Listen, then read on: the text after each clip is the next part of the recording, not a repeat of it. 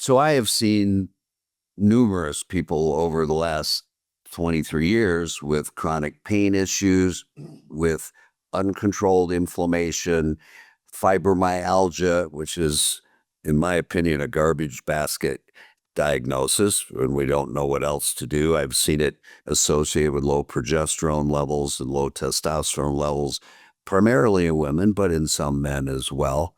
And so there literally are many things that hormone balancing, using peptides to stimulate growth hormone production, stimulating testosterone production in younger men with things like clomiphene or human chorionic gonadotropin. So it's not always about taking testosterone. If you're an older guy, sure, we go right to testosterone. But with younger men and women, we try to do things to stimulate testosterone production.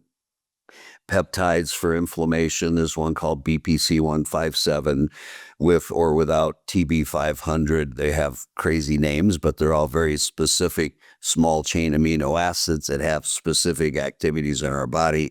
Those are great for reducing inflammation because sometimes it's just that general inflammation that is causing chronic pain.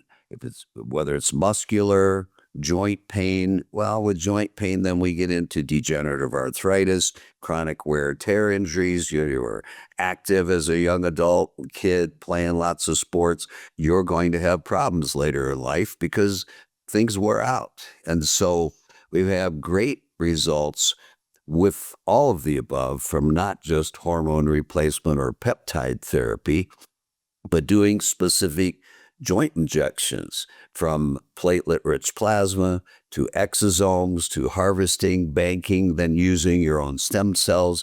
There's a lot in the world of regenerative medicine that can be done for those issues.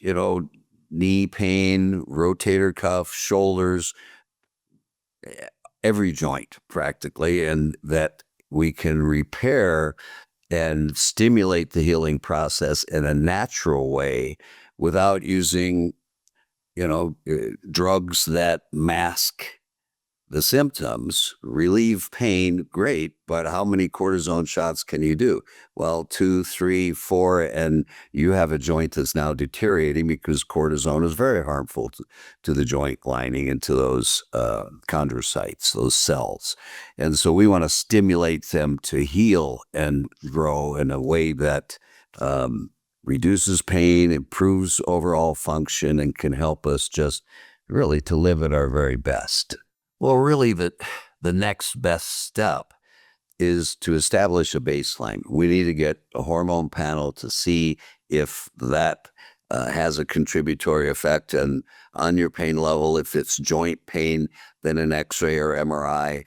But they're all interrelated. As we see aging athletes, aging recreational athletes, no one is immune to the effects of aging. And so whether a specific joint is wearing out, we're starting to develop chronic musculoskeletal pain from trauma, from just living, we need to look at all of those factors that come into play and that we can address in a systematic way, one thing at a time, to devise the best plan for someone to relieve their pain, and as I say, to help them live better, longer. That's our entire motto, and I've seen it many, many times played out, and it's exciting to be able to help people that way. So the best way to deal with this is just reach out to us. You could go on our website, aspen-regenerativemedicine.com,